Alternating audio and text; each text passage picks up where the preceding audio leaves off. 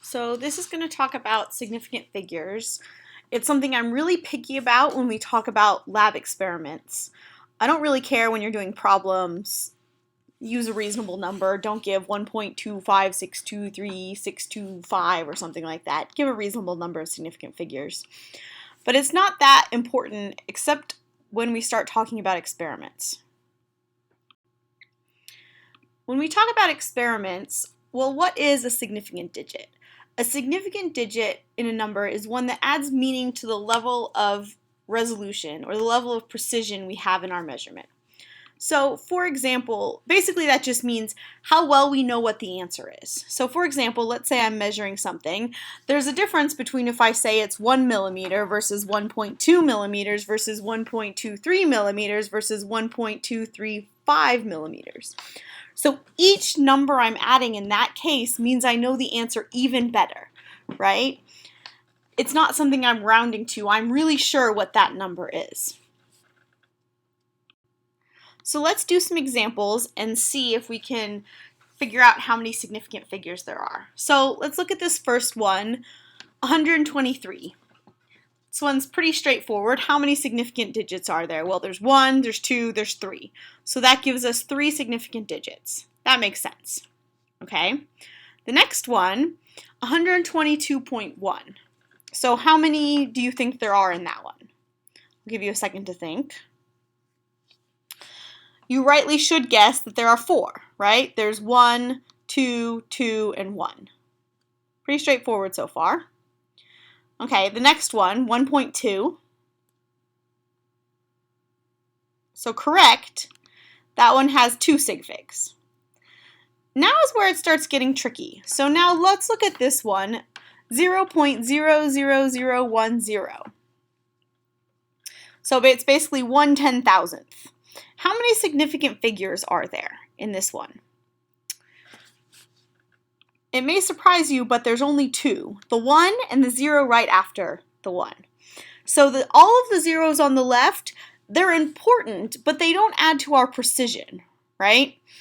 They tell us what the value is, but they don't tell us anything more about how well we know what that answer is.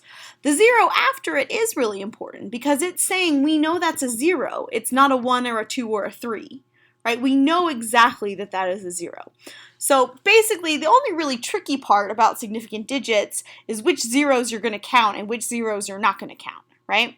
So any zeros that really add to the precision and are not something that you might just round to, those count. So let's look at the next example. So 1,000, how many significant digits does that one have? So it only has 1. The zeros after it are not significant. Now this is one of the trickiest things about significant digits is whether to include those zeros or not. Sometimes if people want to say that it really is exactly 1,000, they'll put a decimal point after the last 0, and that will say that those 3 zeros really are that and are not something you rounded to, right? So if you rounded 999, it would round to 1,000, right? With one, and then you would have it with 1 significant figure. So 1,000 only has 1 significant figure. Okay, last one.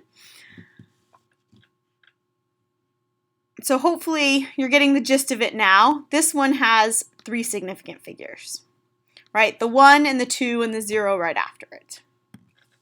Okay.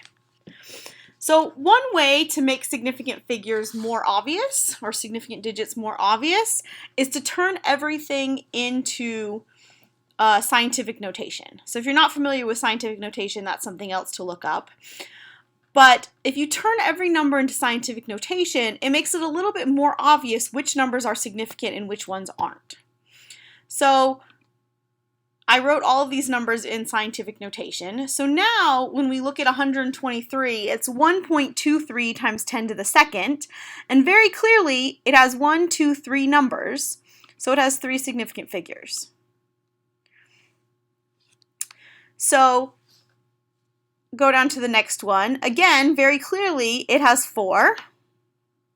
1.2 already basically is in scientific notation. If you wanted to, you could write times 10 to the 0, but you don't need to. And so that one has 2.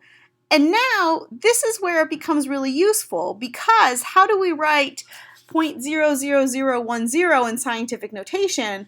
Well, we write 1.0 times 10 to the minus 4. So all of the zeros to the left of the 1 are just telling us where that 1 goes, what place value it is. But we can also do that using scientific notation by writing 10 to the minus 4. So this makes it a little bit more obvious that this one does have just 2 significant digits. Oops, I clicked too much. So again, with 1,000, we write it in scientific notation. It's 1 times 10 to the third, right? And those zeros after it aren't significant.